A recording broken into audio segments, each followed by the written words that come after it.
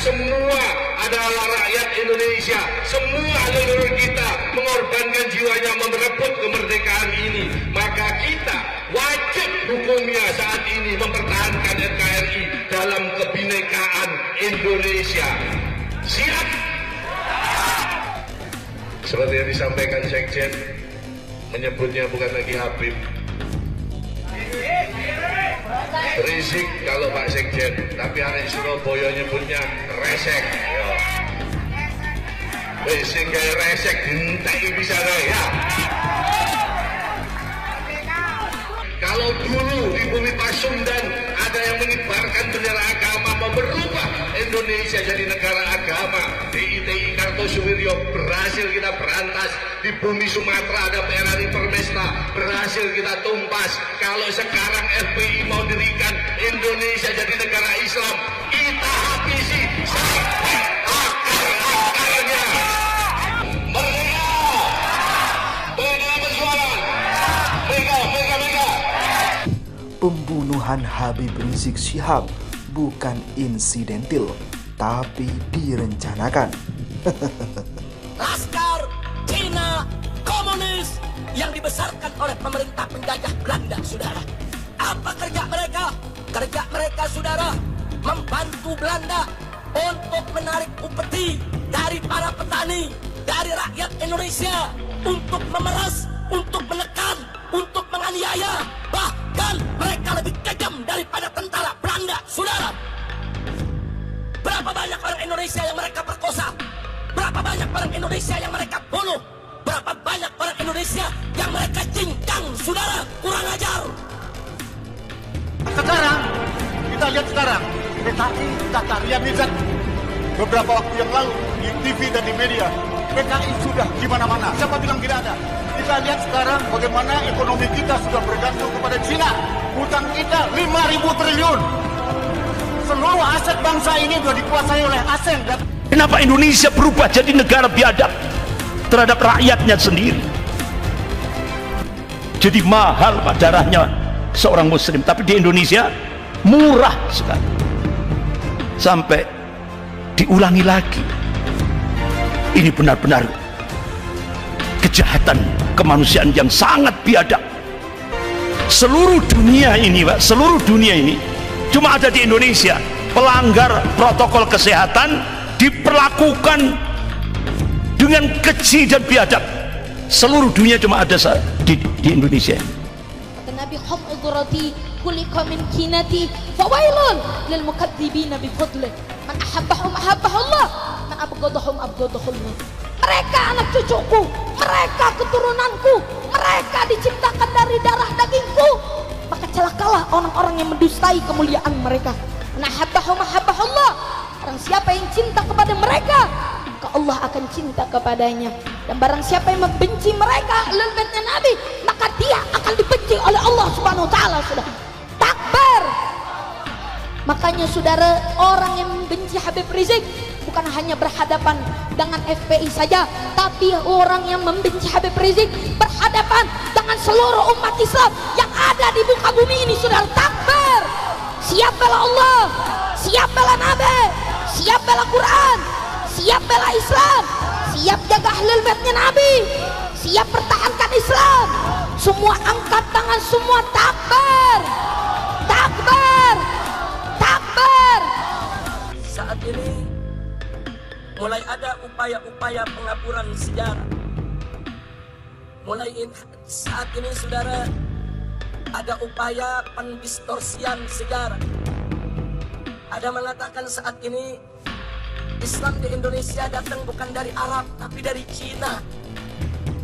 Ada yang mengatakan Wali Songo itu bukan Habib tapi Wali Songo itu Cina. Sudah sampai di situ, saudara.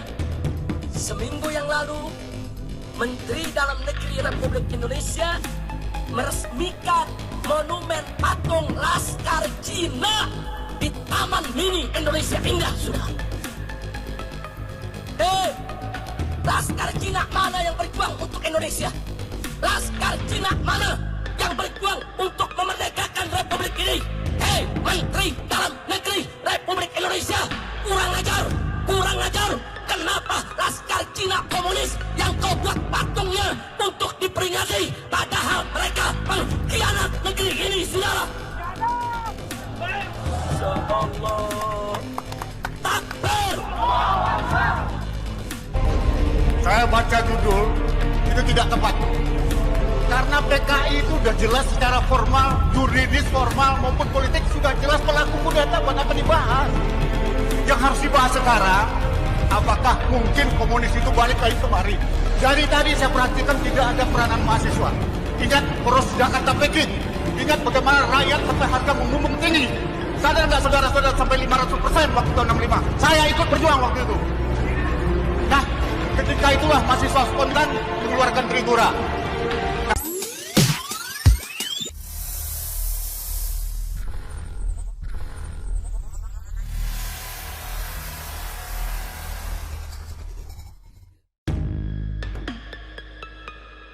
Marwan Batubara mengatakan, pembunuhan Laskar FPI bukan insidentil, tapi direncanakan.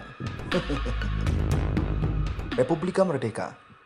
Peristiwa hilangnya nyawa 6 pengawal Habib Rizik Syihab bukanlah kejadian yang secara tiba-tiba alias insidentil, melainkan direncanakan.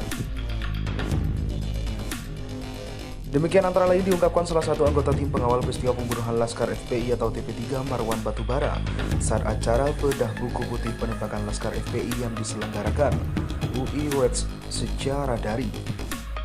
Di bab 2 buku ini bisa kita temukan unsur sistematis itu bisa kita temukan. Maka pembunuhan sadis yang terjadi di kilometer 50 itu bukanlah kejadian yang insidentil, tapi memang direncanakan, kata Marwan. Peristiwa itu, sambung dia, juga diduga kuat melibatkan sejumlah lembaga negara. Maka dengan demikian, kata Marwan, dalam bab 2 buku tersebut diuraikan sebagaimana latar belakang pembunuhan ini sangat terkait persoalan politik negara terhadap Habib Rizik Syihab. Makanya lebih lanjut, Marwan menjelaskan sebelumnya terbunuhnya 6 Laskar FPI terdapat drone yang melakukan pemantauan di markas Syariah Megamendung, Bogor, Jawa Barat, bahkan sejauh sebelumnya yakni direncanakan kepulangan Habib Rizik dari Arab Saudi. Dan saat pengantitan peristiwa kilometer 50 sebenarnya sasaran adalah Habib Rizik Syihab sendiri. Oleh aparat negara ingin dihabisi, lalu tujuan itu dihalangi dengan adanya hambatan dari mobil pengawal, sehingga upaya untuk membunuh itu bisa dihindari, tanda Marwan.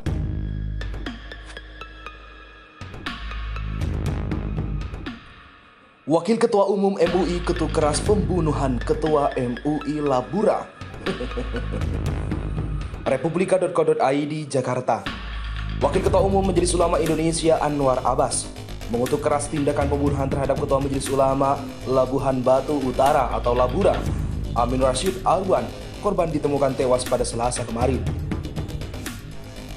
MUI mengutuk dengan keras tindakan pembunuhan terhadap Ketua MUI Labura, Amin Rashid Alwan, yang telah dilakukan oleh si pelaku secara sadis. Ini jelas-jelas merupakan sebuah tindakan yang sangat tidak terpuji dan sangat terkutuk, ujarnya dalam keterangan tertulis yang diterima Republika.co.id pada Rabu.